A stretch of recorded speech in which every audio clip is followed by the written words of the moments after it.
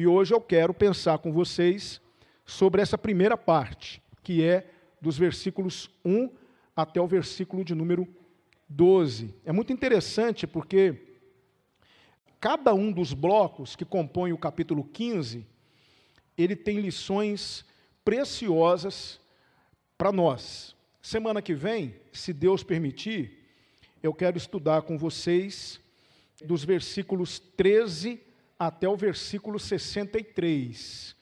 Mas hoje eu quero falar para vocês sobre a tribo mais importante de Israel.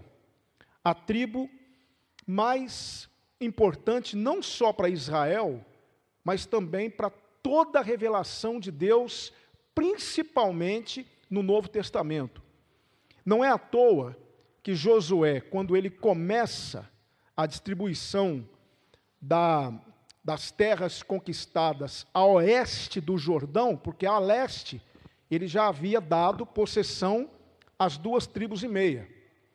Agora, depois de dar a Calebe aquela região montanhosa que ele pediu e que Moisés havia concedido a ele, Josué vai iniciar o processo para distribuir as heranças, as terras conquistadas para as nações que adentraram a terra prometida e que estavam agora a oeste do Jordão. E a primeira tribo a receber herança é a tribo de Judá. É a tribo mais importante para Israel. É muito interessante que no desenrolar da história, você vai entender o porquê de Judá ter tido a proeminência diante das outras tribos. É muito significativo dizer que quando nós lemos o capítulo 15 de Josué, nós precisamos lê-lo à luz de Gênesis capítulo 48. E eu trouxe aqui o texto, ter tido a proeminência diante das outras tribos, não é? É muito significativo dizer que quando nós lemos o capítulo 15 de Josué, nós precisamos lê-lo à luz de Gênesis capítulo 48. E eu trouxe aqui o texto, que está dos versículos 8 a 11.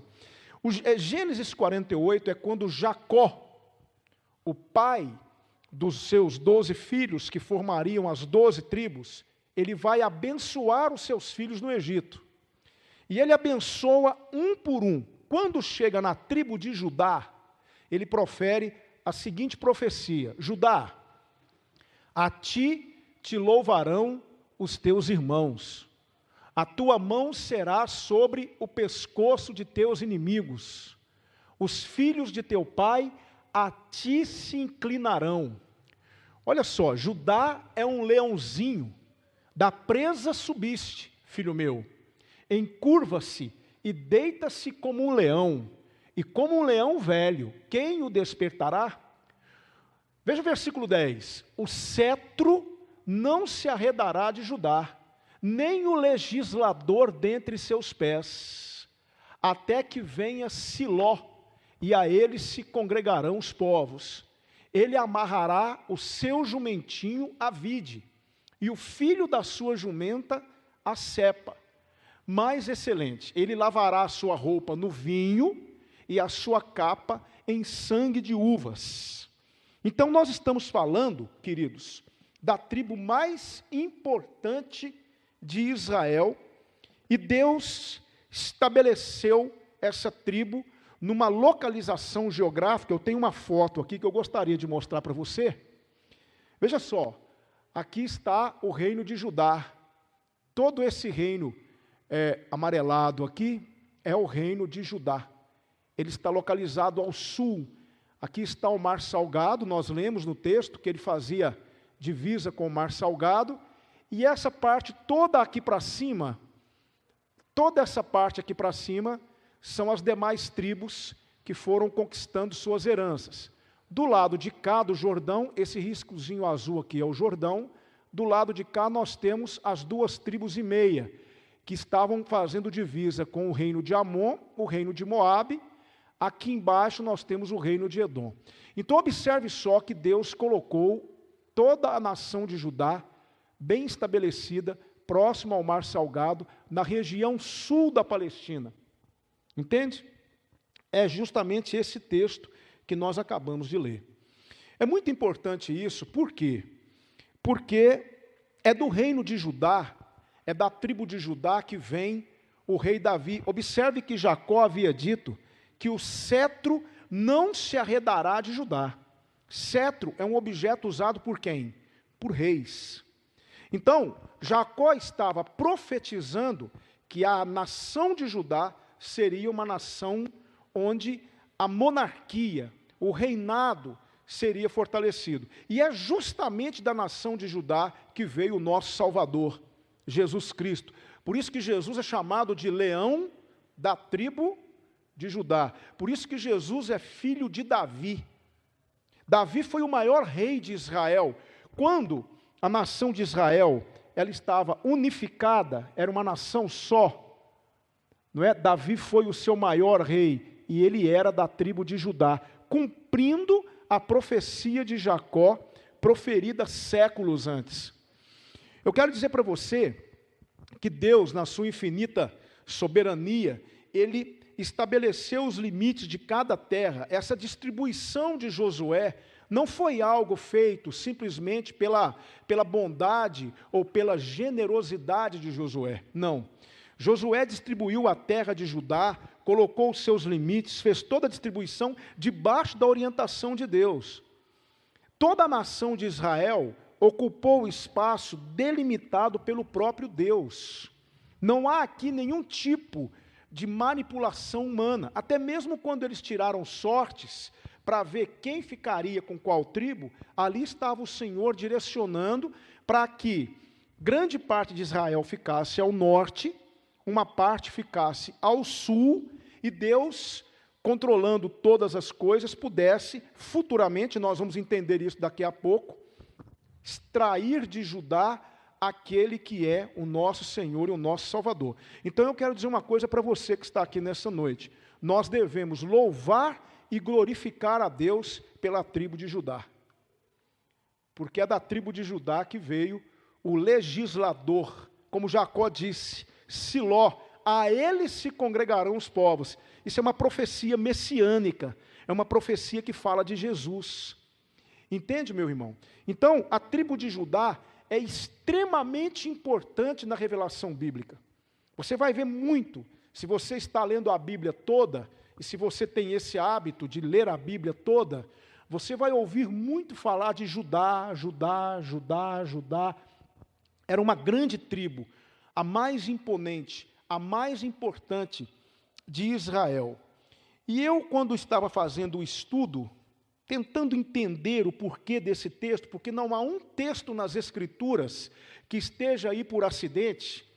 Todo texto que está nas Escrituras tem como objetivo instruir a mim e a você.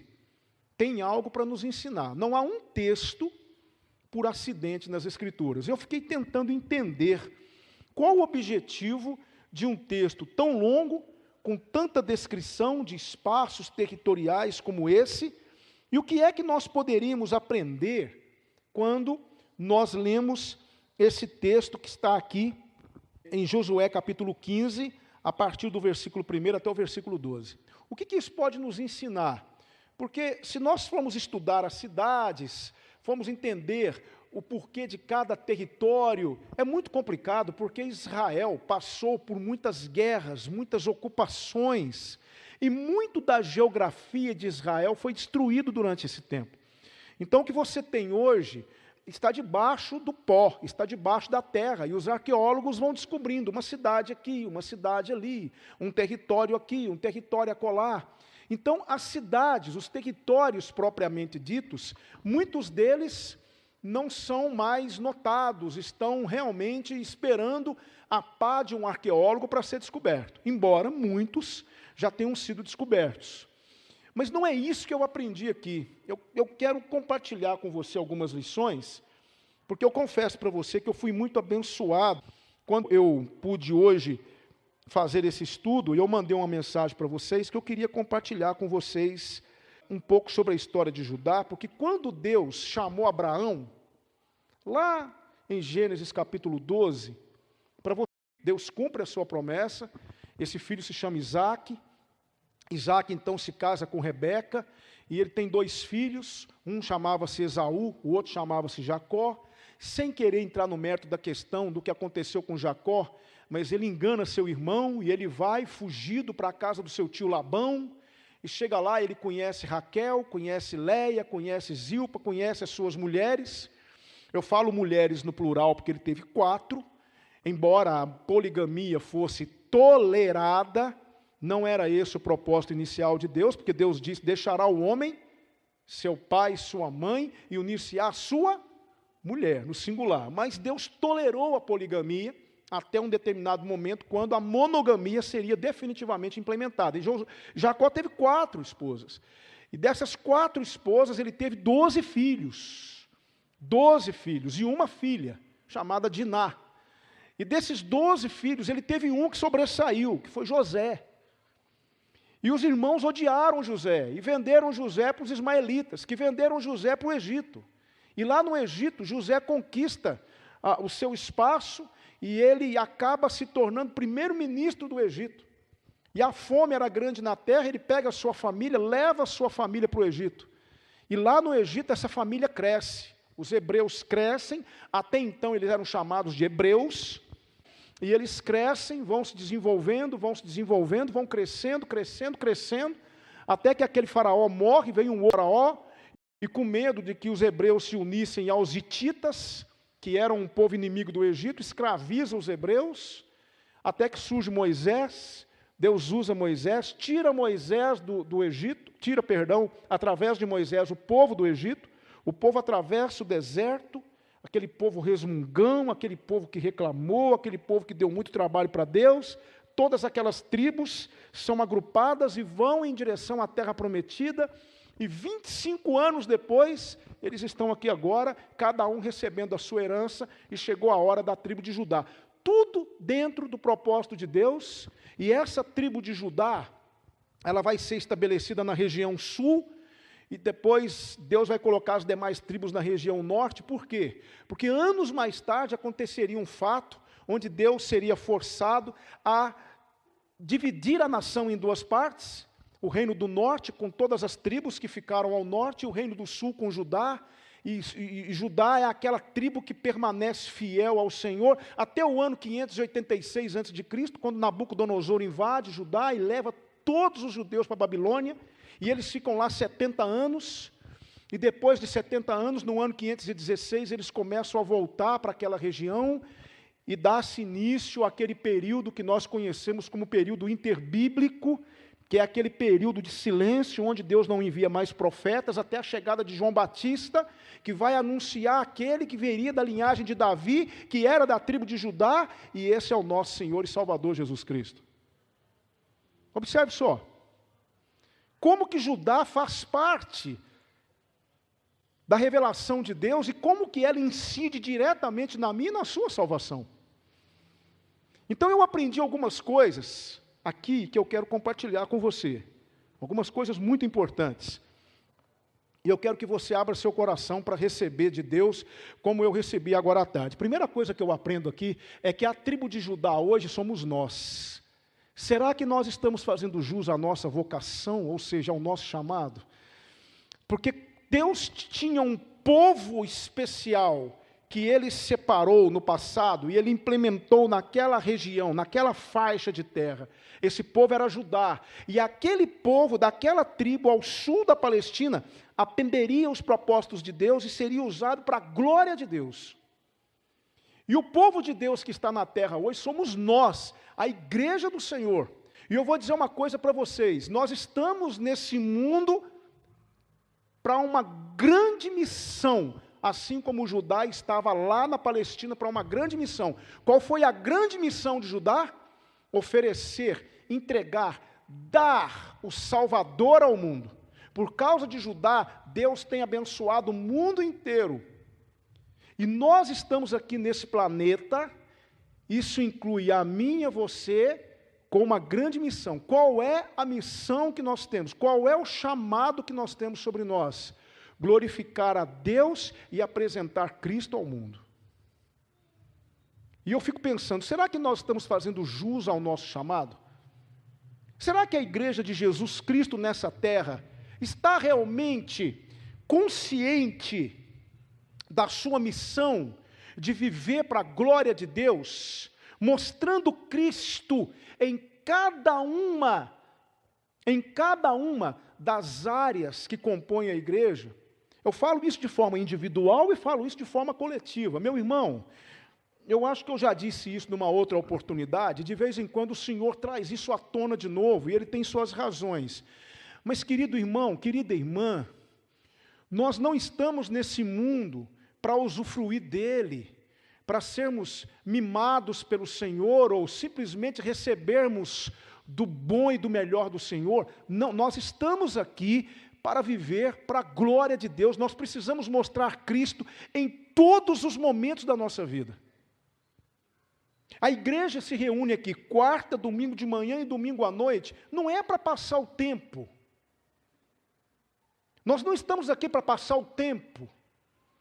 Nós não estamos aqui simplesmente para cumprir com uma obrigação eclesiástica, uma obrigação religiosa.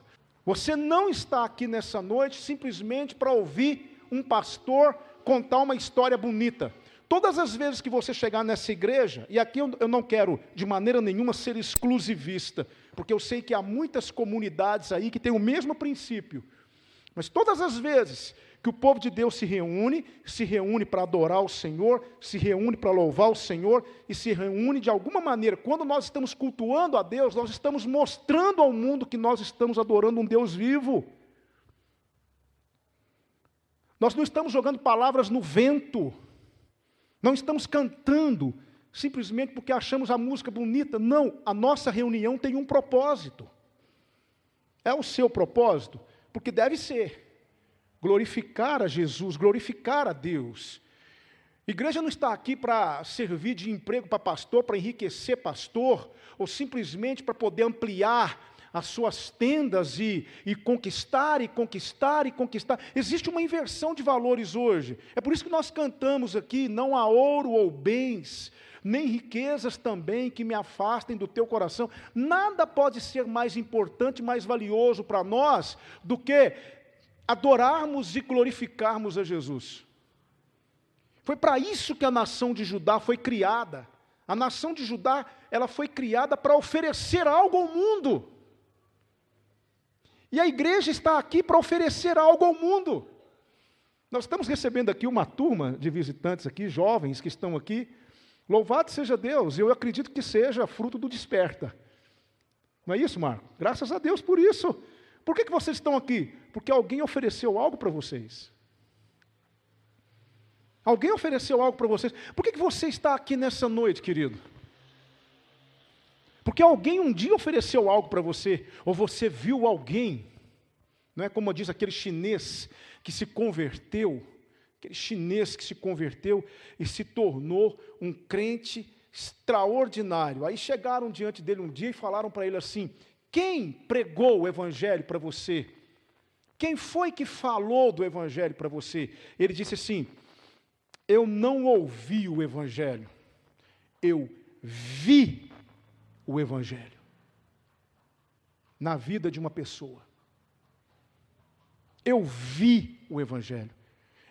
Esse deve ser o nosso sentido de vida. Onde quer que você vá, onde quer que você esteja, mostre Cristo para o mundo. Faça como Judá. Judá existiu, Deus foi conduzindo aquele povo ao longo de toda a sua história. Para quê? Para que aquele povo pudesse oferecer algo ao mundo. Deus usou aquele povo para oferecer algo ao mundo. É isso que Deus faz conosco, igreja de Jesus. Se nós não estamos oferecendo Cristo às pessoas, tem alguma coisa errada conosco. Não adianta abraço, não adianta aperto de mão, não adianta enfiar a mão no bolso e pagar uma conta, se você é incapaz de oferecer Cristo para alguém. Seja através de uma palavra, seja através de uma postura, de uma atitude, de um posicionamento, seja através de uma decisão que você toma, uma atitude que você toma, seja através do que for, mas o mundo precisa olhar para você e ver que você tem algo para oferecer. Nós temos algo para oferecer. É por isso que nós nos parecemos com a tribo de Judá. É por isso que nós nos parecemos com essa tribo. Temos uma similaridade incrível com essa tribo. E eu pergunto para você, realmente, meu irmão, você está cumprindo com a sua vocação? Deus te chamou. Para quê? Deus te chamou para que você possa, de alguma maneira, atender ao propósito dele para esse mundo, que é glorificá-lo, engrandecê-lo. Escute, deixa eu abrir parênteses aqui. Tudo que aconteceu, tudo que está acontecendo e tudo que ainda vai acontecer nesse mundo tem como único objetivo a glória de Deus. A glória de Deus. Eu vou dizer uma coisa para você que talvez você vai arrepiar os cabelos, mas eu vou dizer: você acha que Jesus Cristo veio a esse mundo por sua causa? Porque nós somos tentados, nós aprendemos a vida inteira que Jesus veio nesse mundo por minha causa. Jesus não veio nesse mundo por sua causa. Jesus veio nesse mundo para cumprir a vontade do Pai. Não é isso que ele diz? A minha comida é fazer a vontade daquele que me enviou. Não é isso que está escrito?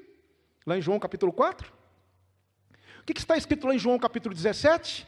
Eu te glorifiquei na terra, completando a obra que me deste para realizar. Então, qual era a vontade do Pai?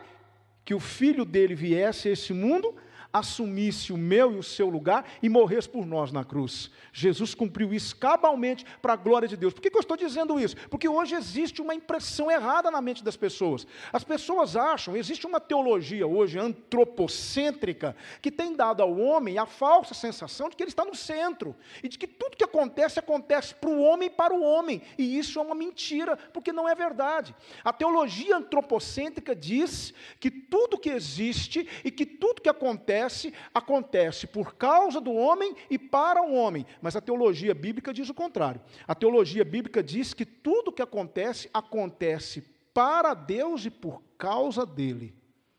O que diz lá em Romanos 11:36 mesmo, hein, gente? Porque dele, por ele, para ele, são todas as coisas. Glória, pois, a ele eternamente. Amém. Tudo é para a glória de Deus. Tudo. Inclusive, quando Deus colocou Judá naquela região, Deus colocou Judá naqueles termos para que tudo que acontecesse para a glória dele. E estamos nós aqui hoje louvando e glorificando o Senhor. Por quê? Porque isso se cumpriu.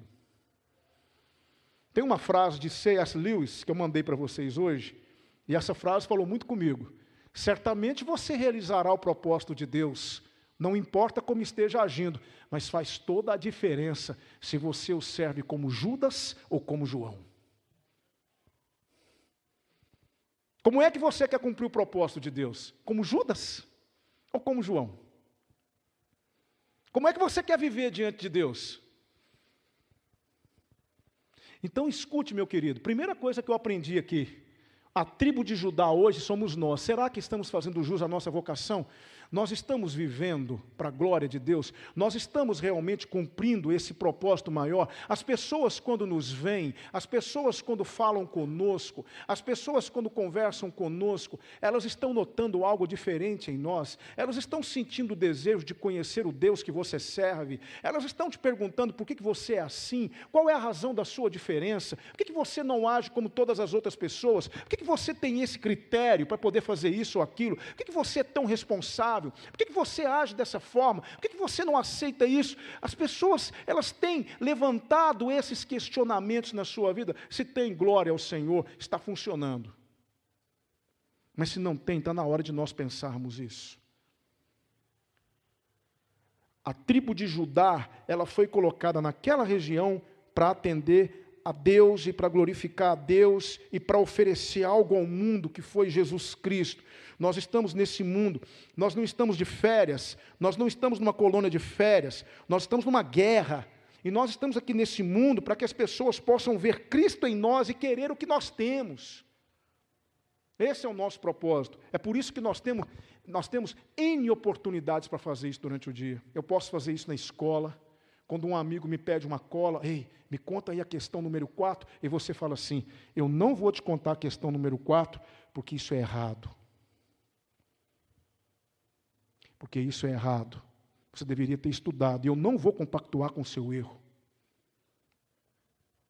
Quando você está dirigindo o seu carro e você está por vários minutos procurando uma vaga para estacionar seu carro, aí você encontra uma vaga de todo tamanho, mas é vaga para deficiente. Aí você simplesmente olha para um lado, olha para o outro e dá a sua baliza e para em cima da vaga de deficiente, ou você diz assim, não posso fazer isso.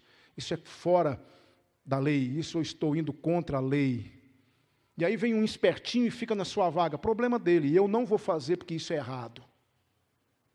Sabia?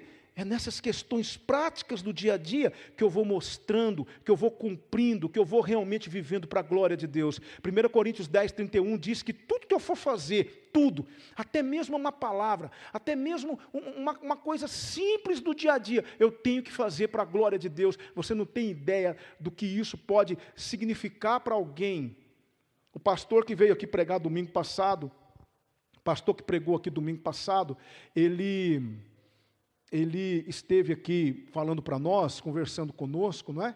E ele veio dizer para nós aqui sobre uma frase de Mirtes Matias, que é a poetisa cristã, e ele disse, não é, semente lançada não é semente perdida. Lembra quando ele falou isso, quem esteve aqui? Semente lançada não é semente perdida. Às vezes a gente lança uma semente no coração de alguém através de uma atitude simples que nós tomamos. Pode ser uma semente que você plantou no coração de alguém. Aí vem alguém depois e dá uma regada. E vem outra pessoa e dá uma fofada na terra. Aí de repente vem Deus e dá o crescimento. Então eu aprendo essa primeira lição aqui, dentro desse texto de 1 a 12 de Josué capítulo 15. Nós precisamos entender que nós estamos nesse mundo para oferecer Cristo, para viver para a glória de Deus. Nós estamos nesse mundo para que verdadeiramente as pessoas recebam alguma coisa. Então, querido, quando alguém chegar aqui na igreja, vamos oferecer alguma coisa para essa pessoa? Vamos oferecer uma coisa, vamos oferecer um aperto de mão, vamos oferecer um abraço. Vamos chegar perto dessa pessoa e vamos falar assim, olha, que bom que você está aqui conosco, que coisa boa, que maravilha receber você aqui nessa noite. Você vem de onde? Pergunte o nome, tente gravar o nome da pessoa, se interesse, vamos oferecer. Nós temos coisas para oferecer para as pessoas, é para isso que nós estamos aqui. Mas eu aprendi uma segunda lição aqui, gente, uma lição que falou muito ao meu coração. Porque, na verdade, deixa eu voltar aqui a foto, veja só. Observe só que Deus estabeleceu limites, não foi? Colocou aqui, ó, isso aqui eram as fronteiras de Judá. Olha só. Deus pegou Judá e colocou dentro desse espaço de terra aqui. Aqui era a terra dos filisteus, aqui das tribos árabes, daqui para cá era o reino de Edom, aqui era o mar salgado. Observe só. Aqui haviam vários povos e Deus estabeleceu limites para Judá e colocou Judá aqui dentro. Judá tinha que ficar dentro do seu território. Deus demarcou as terras. É isso que está aí no versículo 1 a 12. Irmãos, o Senhor me ensinou uma lição muito importante aqui. E a lição é essa. Devemos ficar dentro dos nossos limites. Deus também nos colocou nesse mundo como povo do Senhor, e Ele demarcou o nosso espaço. Igreja de Jesus, entenda o que eu vou dizer para vocês, existem limites para nós. Qual é a grande tragédia hoje da igreja de Jesus nesse mundo? Sabe qual é a grande tragédia? É que a igreja está extrapolando seus limites. A igreja está onde ela não deveria estar. E ela tem deixado de estar onde ela deveria estar. A igreja tem ido onde ela não deveria ir. Mas onde ela deveria ir, ela não tem ido. Esse é o problema. Você já parou para pensar na quantidade de teologias que existem hoje? Quer ver? Deixa eu enumerar para você. Hoje nós temos a teologia liberal. O que é a teologia liberal, pastor? A teologia liberal é uma crença de que a Bíblia ela é cheia de erros, que nós não devemos crer nos milagres, que nós devemos retirar da Bíblia o que é sobrenatural e ficar somente com o que é natural, com os ensinamentos morais, os ensinamentos de Jesus Cristo. Então a teologia liberal não acredita que Jesus ressuscitou, não acredita que Jesus realizou milagres, não acredita que Jesus andou sobre as águas, não acredita que Jesus multiplicou 5 pães e 2 peixes. A teologia liberal não acredita nisso. Não acredita que o Mar Vermelho se abriu. Tem uma historinha, você já ouviu? Você ouviu? Me dá um desconto aí que eu vou contar de novo. Tem uma historinha de uma mulher que estava numa igreja e chegou um teólogo liberal lá. E o teólogo liberal começou a questionar os milagres da Bíblia. E ele disse assim: vocês acham realmente que o Mar Vermelho se abriu e que as pessoas passaram pelo meio do mar em seco? Que isso? É porque existe uma região no Mar Vermelho que em determinada época do ano a água se abaixa e ela fica com cerca de 30 centímetros. Dá para você atravessar o mar no meio. Foi isso que aconteceu. Não houve milagre nenhum. É uma coisa puramente natural. Aí tinha uma senhora na igreja, uma crente daquelas crentes, sabe? Aquelas crentes mesmo, de joelho duro, sabe, aquelas crentes mesmo de servir ao Senhor. Ela levantou a mão e falou assim: pastor, então agora é que eu creio mais ainda no milagre. Agora é que eu creio mesmo. Como assim, irmã? Agora é que eu creio, porque o senhor disse que é um espaçozinho de água de 30 centímetros, não é? É, a palavra de Deus diz que os egípcios todos morreram afogados. Então agora que eu creio mesmo. Glória a Deus, que milagre maravilhoso. Afogar em 30 centímetros de água. A teologia liberal crê nisso. Ela tenta naturalizar o sobrenatural. Está aí essa teologia, acabando com o cristianismo onde chega. Acabou com o cristianismo na Europa. A Europa já é conhecida como um continente pós-cristão. E está sendo toda ela dominada pelo islamismo.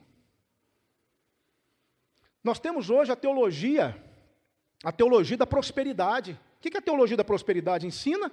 Que se você é filho de Deus, você tem que comer do bom e do melhor, você tem que ter o melhor carro, você tem que ter a melhor casa, você tem que ter o melhor cargo na sua empresa, que você não pode passar por dificuldade, que você não pode ficar doente, porque se você ficar doente é porque você não tem fé, porque o seu corpo pertence ao Espírito Santo, se pertence ao Espírito Santo, você não pode ter problema de saúde. Essa é a teologia da prosperidade. E se eles estão certos, nós temos muitos problemas.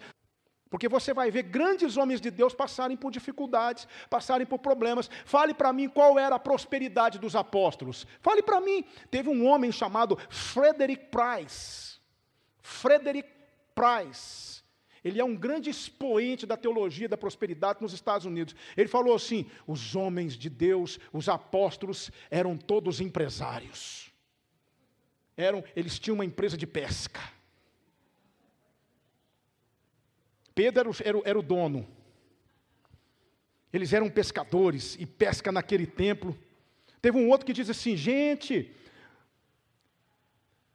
ele falou isso, irmãos, quando eu ouvi, eu falei assim: Jesus tem misericórdia de nós. Ele disse assim: Jesus era rico. Você sabe que ele entrou num jumentinho em Jerusalém? Pois é, naquela época jumentinho era como uma BMW hoje. Ele falou isso. É a teologia da prosperidade que inverte os valores. Tira Deus do centro, coloca o homem e põe Deus como seu serviçal. Essa teologia está aí, impregnando a cabeça das pessoas. E nós temos outras teologias que vão sendo construídas. Nós temos a teologia da libertação, nós temos a teologia inclusiva e tantas outras teologias. Sabe o que são isso, irmãos? Sabe o que é isso? Isso é extrapolar limites. É ir além do que a palavra de Deus ensina. Existe um limite para nós. Sabe qual é esse limite para nós? É isso aqui, ó. Isso aqui é o nosso limite.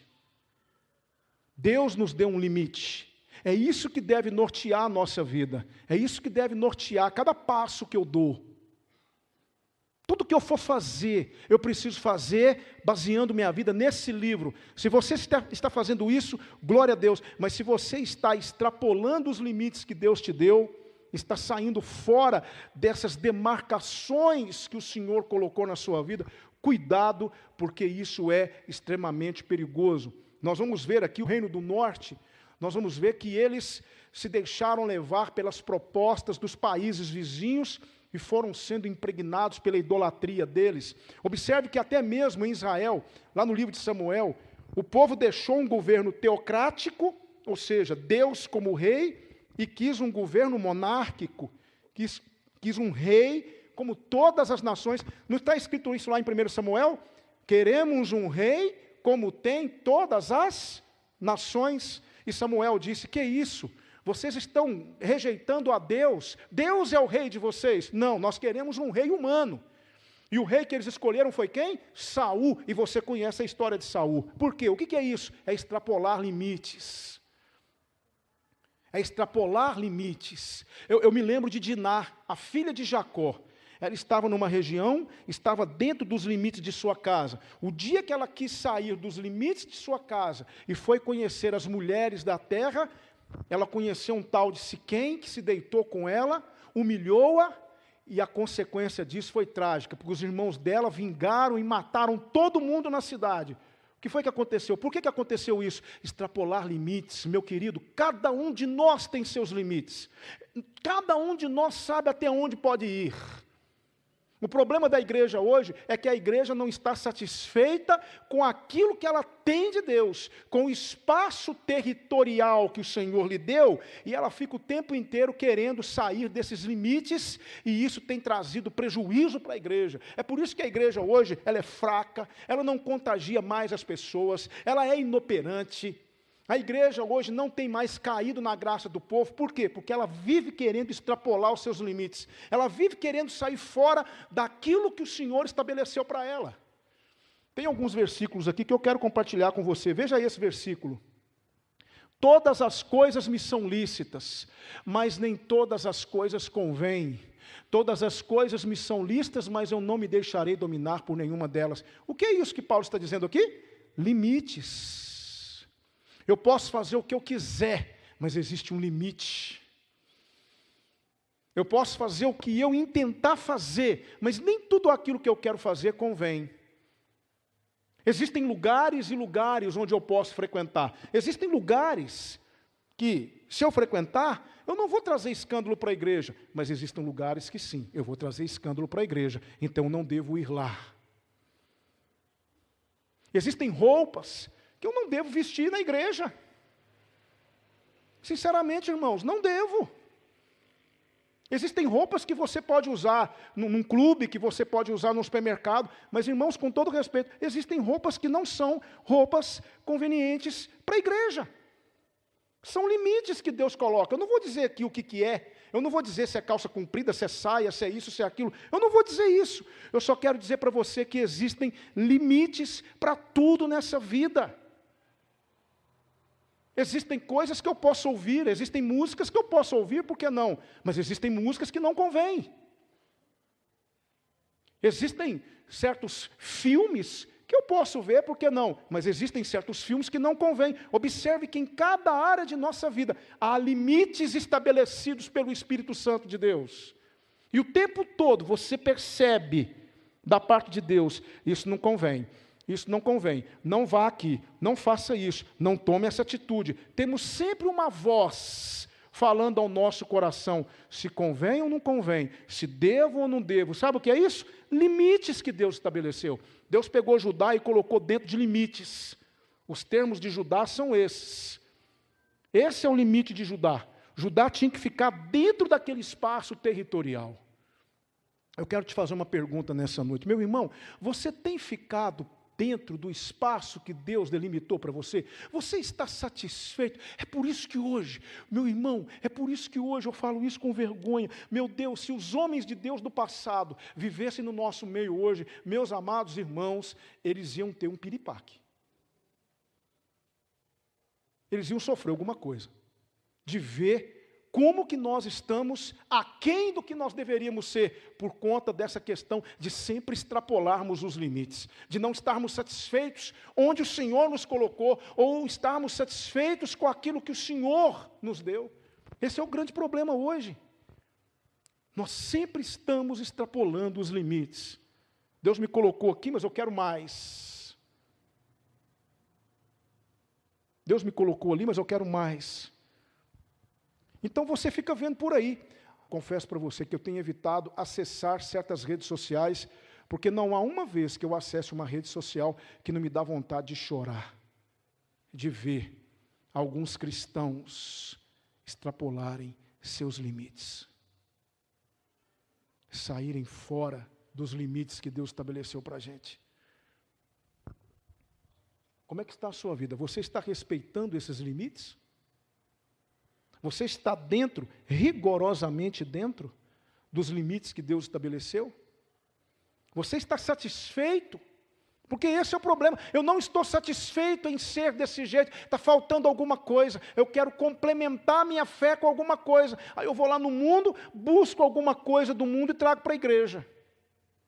Aí você tem tudo na igreja hoje. O que tem no mundo que não tem na igreja? Sabe o que é isso, irmão? Insatisfação com os limites. O povo de Deus hoje é um povo que não tem limites. Por isso que hoje tem carnaval do mundo, tem carnaval na igreja, tem forró no mundo, tem forró na igreja, tem rodeio no mundo, tem rodeio na igreja, tem MMA no mundo, tem MMA na igreja. Tem balada no mundo, tem balada na igreja. Tem ou não tem, queridos? Estou falando exagero aqui? Estou mentindo, irmãos? Isso é uma vergonha. Vergonha! O povo ri de nós. As pessoas olham para a igreja e zombam de nós. Por quê? Porque não temos limites. Não estamos satisfeitos em estar onde Deus nos colocou. Queremos sempre estar onde não devemos estar. Deus colocou Judá naquele espaço de terra e diz: Judá, você vai ficar aqui, e os seus limites são esses. Aí você lê o versículo 1 a 12, são limites, Deus colocando limites para Judá. Deus colocou um limite para nós também, sabe?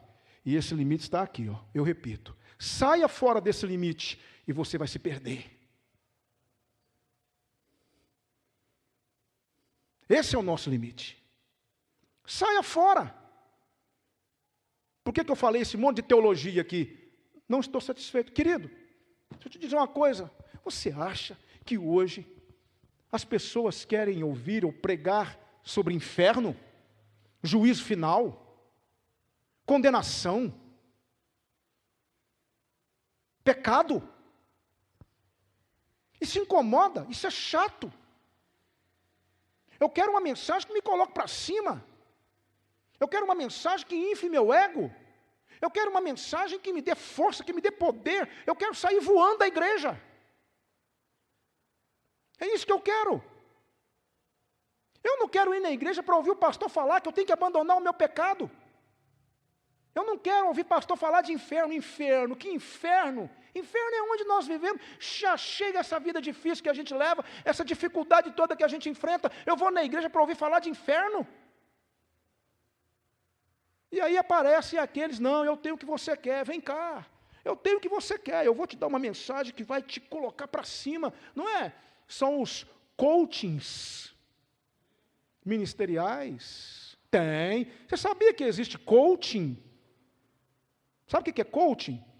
Então, é aquele palestrante que te motiva, que te dá injeção de ânimo. Que isso, rapaz? Você nasceu para vencer, rapaz. Como é que você aceita viver nessa miséria, rapaz? Eu vou te ensinar a dar 7 passos para o sucesso. Eu vou te ensinar como conquistar a sua bênção em 3 semanas.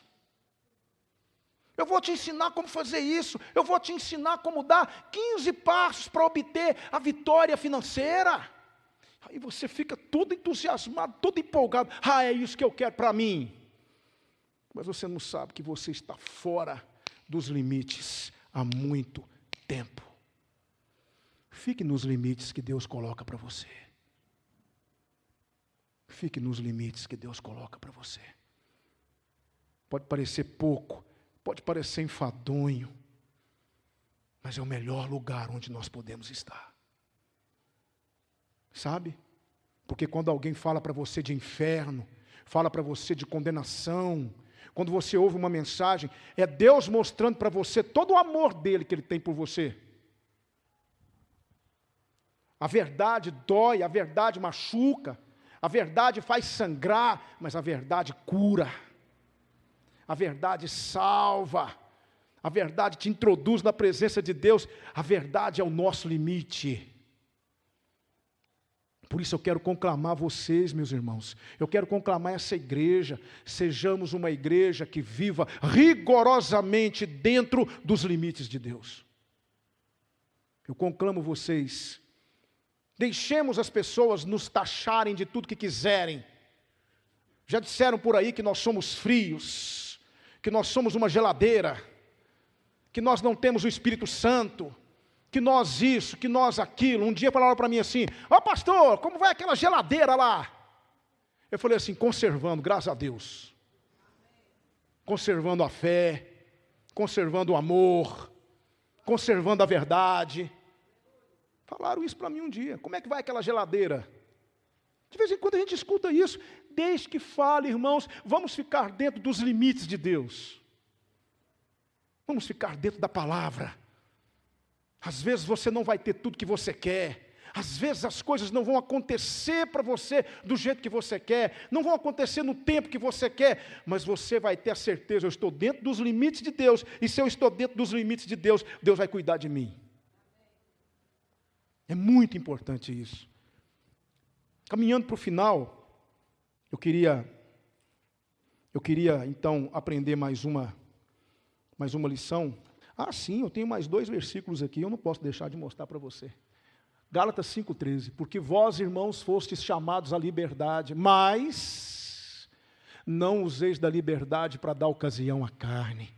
Antes, pelo amor, servi-vos uns aos outros. Cuidado com esse negócio: eu sou livre.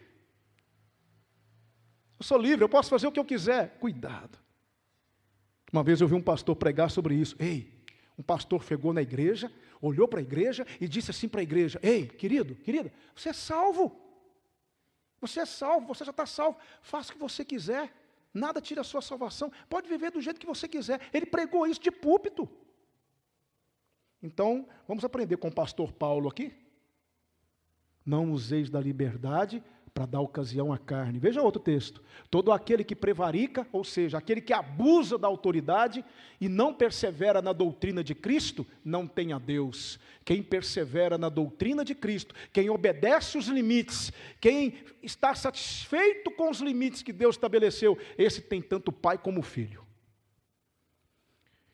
Como é que está a sua vida? Você está dentro dos limites? Você está onde Deus te colocou para estar? Ou você está insatisfeito e quer sair? A última lição que eu aprendo é essa: Deus tem tudo sob controle. Tudo faz parte do seu plano. Gente, que coisa linda. Escuta uma coisa que eu vou te falar. Quando Deus colocou Israel e introduziu Israel na Palestina, o reino do norte e o reino do sul. Até então era uma nação só. Isso por volta do ano 1400 a.C. 500 anos depois, surge um rei, o homem mais sábio que já existiu. Quem foi? Quem foi, gente? Salomão, filho do rei Davi. Ele assume o reinado. Um homem extraordinário, sábio. Ele escreveu 3 livros na Bíblia. Ele escreveu Provérbios, Cântico dos Cânticos, e ele escreveu Eclesiastes. Cada um numa fase de sua vida. O Cântico dos Cânticos foi quando ele estava apaixonado pela Sulamita.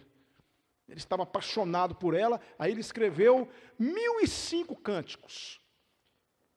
Mas teve um que foi o mais belo de todos, foi o Cântico dos Cânticos. É o que está na nossa Bíblia.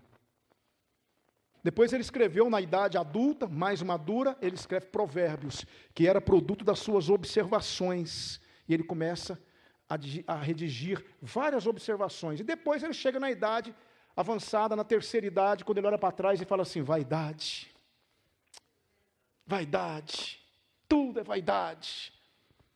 É a idade da velhice de Salomão. Lembra-te do teu Criador nos dias da tua mocidade, viu? Antes que venham os maus dias, aos quais venhas a dizer: Que tempo ruim. A idade da velhice de Salomão. Mas Salomão era um homem temente a Deus. De repente, o que acontece com Salomão? Salomão desobedece a Deus, se afasta de Deus, se deixa levar pelas mulheres estrangeiras, adota a religiosidade delas, leva Israel ao pecado. O que Deus faz? Deus separa a nação. Ele pega o reino do norte e pega o reino do sul e separa o reino do sul. O reino do norte levou o nome de Israel e a capital era Samaria, porque o homem que substituiu Salomão, Jeroboão, com medo do povo ir para Judá adorar no templo em Jerusalém, feito por Salomão, ele erigiu um altar em Dan, outro em Bérseba, e disse para Israel: Israel, aqui estão os deuses que te tirou do Egito. Então ali o povo começa a pecar. Deus então separa a nação, reino do norte, capital Samaria, reino do sul, capital Jerusalém. No ano 722 a.C., Deus permite que aquele povo, que havia extrapolado todos os limites, fosse destruído pelo rei da Síria, Senaqueribe. Aí Senaqueribe marcha contra o reino do sul. Aí vocês vão conhecer a história, quando Ezequias vence, quando acontece aquele livramento, que 185 mil soldados assírios são mortos. Senaqueribe se retira, é morto pelos seus filhos. Aí, no ano 586, Deus deixa Nabucodonosor vir sobre o reino do sul, pega os seus habitantes, leva para a Babilônia. Eles ficam lá 70 anos e voltam para aquele lugar lá, onde eu mostrei para vocês. Aí você fala, quanta tragédia, quanta coisa ruim. Tudo dentro do controle de Deus. Deus não é pego de surpresa, não existe plano B com o Senhor. Tudo dentro do controle dele. Então, quando ele estabelece aquele lugar onde Judá estava, ele já sabia de tudo que ia acontecer. Por isso eu quero dizer uma coisa para você aqui, caminhando para o final da minha palavra.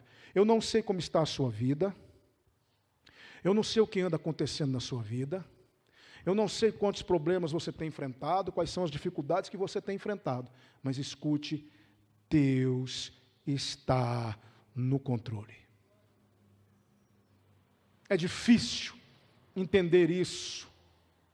É difícil porque às vezes Deus permite que a gente passe por algumas situações e a gente fica perguntando, Deus, por quê? Por quê? Por quê? Mas irmãos, Deus está no controle. Aconteceram guerras, aconteceram levantes. Você vai ver a história de Israel lá em Juízes. Quando terminarmos Josué, nós vamos estudar Juízes. Você vai ver a história de Israel, como aquele povo desobedeceu, como aquele povo foi infiel, como aquele povo extrapolava os limites o tempo todo. Deus permitia que eles fossem escravizados. Aí eles clamavam, Deus levantava os juízes vinham, libertavam o povo, aí desobedeciam de novo, caíam de novo. Foi uma história muito inconstante, um povo que reclamava, um povo que murmurava. Deus foi controlando tudo aquilo, Deus trouxe o povo de volta, e aquele povo passa por um período sombrio de novo. Aquele povo enfrenta Antíoco Epifânio, enfrenta Alexandre o Grande, depois vem Roma no ano 46, aí surge Jesus é morto, ressuscita, surge a igreja atravessa os séculos e chegou na gente. Tudo dentro do controle de Deus. Por isso que você não precisa temer. Se você está andando dentro dos limites de Deus, se você teme a Deus, se você está glorificando a Deus com a sua vida, por mais difícil que esteja, por mais complicado, Deus está no controle e Ele não vai desamparar você. Uma hora você vai entender, uma hora você vai ver as coisas acontecerem, mas nós temos que confiar, irmãos. Nós temos que confiar. Veja só esse texto do Salmo 46, 10. Aquietai-vos e sabei que eu sou Deus. Serei exaltado entre os gentios, serei exaltado sobre a terra. Sabe quem compôs esse salmo aqui? Foi o rei Ezequias, nesse período sombrio da história de Judá. Aí ele compôs o Salmo 46. O Salmo 46 é um salmo de Ezequias. E ele escreveu isso aí. Aquietai-vos e sabei que eu sou Deus. Eu tenho tudo sob controle. Eu sei, mas pai, está difícil. Eu sei que está difícil. Mas confia, eu não vou permitir. Eu não vou deixar você ser destruído. Eu sei o que eu estou fazendo. Eu estou no controle. Ou nós cremos nisso, irmãos, ou nós vamos viver o tempo inteiro em desespero. O tempo inteiro. É difícil, não é? Eu sei, eu não estou dizendo que é fácil, não. É difícil. Difícil demais. A apreensão toma conta, o medo toma conta, a inquietude toma conta, os questionamentos tomam conta. Mas, irmãos, é incrível como que Deus age. Porque Ele está no controle. Veja só, esse texto aqui, eu quero que você preste atenção nesse aqui, porque eu bem sei os pensamentos que tenho a vosso respeito, diz o Senhor, pensamentos de paz e não de mal, para vos dar o fim que esperais. Aí eu fiz uma pesquisa, eu fui lá na Bíblia King James, na versão atualizada, eu fiquei impressionado com essa versão, veja só. Porquanto somente eu conheço os planos que determinei a vosso respeito, declara Yahvé, planos de fazê-los prosperar, e não de lhes causar dor e prejuízo, planos para dar-vos esperança e um futuro melhor. Vamos orar por você, mas fale com Deus e fale com Ele, Senhor, eu estou com medo, está difícil, está estranho, eu não estou conseguindo entender algumas coisas, sinceramente eu não sei porquê. Eu não sei por que isso está acontecendo. Conta-se uma história de um rapaz que sofreu um naufrágio bem terrível, e todos morreram, e ele conseguiu se salvar, ele se agarrou nas pranchas do navio, e com muita dificuldade, nadando na prancha, ele foi nadando, chegou numa praia, numa ilha, e ele chegou naquela praia, na ilha, e ele começou a louvar a Deus porque ele havia sobrevivido, ali naquela praia. Então ele começou a pegar algumas coisas que ele encontrou, foi um naufrágio terrível. E ele começou a orar a Deus, Senhor, agora permita que alguém sinta minha falta, alguém note que a gente está demorando, alguém tenha essa ideia de nos procurar, Senhor, permita que eu seja salvo, permita que eu seja salvo. E ele foi orando, e passou uma semana, e passou 2 semanas, e passou 3 semanas, e passou 1 mês, e passou 2 meses, e nada dele ser salvo. E ele então, sabendo que provavelmente ficaria muito tempo naquela ilha, e ele lançou mão de algumas ferramentas, algumas coisas que ele encontrou, que ele tinha guardado do naufrágio, e ele disse, bom, pelo menos eu preciso fazer um abrigo para mim, eu não posso ficar ao relento do jeito que eu estou, e ele começou a construir uma cabana para ele, uma casa para ele, bem rústica, com bastante dificuldade, mas ele começou a construir uma cabana para ele. E ele foi construindo, e amarra, e quebra bambu, e quebra isso, e quebra aquilo, e foi passando o tempo, e ele foi construindo com muita dificuldade. Depois de alguns dias, ele conseguiu construir alguma coisa para ele poder entrar e se agasalhar, e se cobrir do vento e do frio, e aqui ficou sendo a casa dele, com muita dificuldade.